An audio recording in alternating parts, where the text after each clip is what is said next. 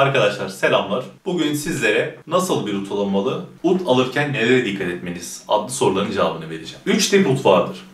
Elimde gördüğünüz gibi standart ölçülerde bir ut. İkinci olarak zenne tipi bir ut, kadınlar için üretilen. Üçüncü olarak çocuk boyu ut dediğimiz çocuklar için üretilen utlardır.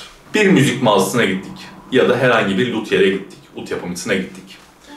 Standart bir ut elimize alıyoruz. Ardından dizimize koyuyoruz. Udumuza genel olarak bir tutmaya çalışıyoruz. Çok mu zorlanıyoruz ya da büyüklüğünden dolayı mı tutamıyoruz gibi soruları soruyoruz kendimize. Zaten orada büyüklüğünden dolayı, boyutlarından dolayı tutamadığımız ya da tuttuğumuz orada zaten anlaşılır. Tutamadığımızı varsayıyorum. Sonra zenne tipi bir ut elime alıyorum. Aynı şekilde tutuyorum. Baktım daha rahatım, daha iyiyim. Demek ki bu seçim bizi zenne tipi udu almamızı götürecek. Ben sizlere kendimden örnek vereyim. Ben 1.80 boyundayım. Elimde standart bir ut var. Bu benim için rahat. Bunu 1.65 boyundakiler için sınırlandırıyorum. Onun altındakiler için de zenne ut alınmasını tavsiye ediyorum sizlere. Çocuklar için ise de çocuk boyu almanızı tavsiye ediyorum. Ut alırken nelere dikkat etmeliyiz? Bir kere ut almadan önce çevremizde bir ut çalan eşimiz, dostumuz, bir arkadaşımız varsa onunla birlikte gitmenizi tavsiye ederim.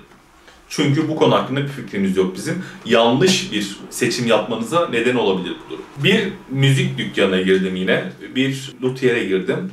Standart bir ut aldım. Elime bakıyorum. Kozmetik olarak bir çiziği, çatlağı var mı bakıyorum. Bulamadım. Bu durumu geçti. İkinci olarak şöyle bir tutuş yapıyorum. Klavyeye bakıyorum ve klavyenin atıp atmadığını anlamaya çalışıyorum. Bu klavyenin atması demek, klavyenin şöyle oval bir şekle dönüşmesi demektir. Yani bu durum tel ve klavye arasında bayağı bir yükseklik olmasını sebebidir. Bakıyorum tel ve klavyenin çok yakın olması gerekiyor. 1 santim ya da bir mızrap var elimize diyelim. Onu yatay olarak ben koyuyorum. Aynı yükseklikte bir arasında mesafe olması gerekiyor. Bu durumu da geçtik. Sonrasında o bilen arkadaşımız bir eline alması lazım. Çünkü ne kadar kozmetik olarak baksak da, yüzeysel olarak baksak da udu çalmamız gerekiyor. Sesin nasıl çıkıp çıkmayacağını bilmiyoruz. Çalıyoruz.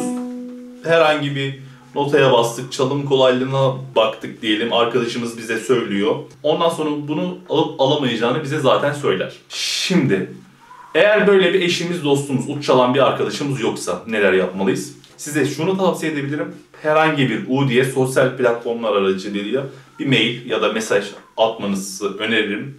Zaten onlar da hoşgörüyle karşılayıp cevaplayacağına ümit ediyorum. Onlar zaten size şu markaların şöyle bir ut alınmasını tavsiye edecektir. Şimdi varsayalım ut çalan bir arkadaşımız yok ya da bir eşimiz, dostumuz yok. Herhangi bir ut çalan bir arkadaşımıza sosyal medya platformlarına mesaj atmanızı tavsiye ederim. Hocam deyin, nasıl bir ut almalıyım, marka nasıl bir markanın udunu almalıyım, ölçülerde bir ut almalıyım diye. O da kendi tecrübelerinden kaynaklanarak sizlere hoşgörüyle cevaplayacağını tahmin ediyorum. Ya da bir UD bulamadınız, ut çalan platformlarda da bulamadınız ya da bana ulaşabilirsiniz. Mail adresinden veya Instagram adresinden. Derim ki ben size şu markanın utlarını almanızı tavsiye ederim. Şu boydaysanız şu boyutlarda bir ut almanızı tavsiye ederim vesaire. Öyle bir öneri bulunabilirim sizlere. Genel olarak ut alırken bunlara dikkat etmeliyiz. Bunları göz önüne almalıyız. Seve seve yardımcı olurum. Sorularınız olursa eğer aşağıda belirttiğim gibi mail veya Instagram'dan ulaşabilirsiniz bana. İzlediğiniz için teşekkür ederim. Bu sorunun cevabını da bu şekilde vermiş oldum sizlere. Bir dahaki eğitim videolarında görüşmek üzere. İyi seyirler dilerim. Esenlikle kalın.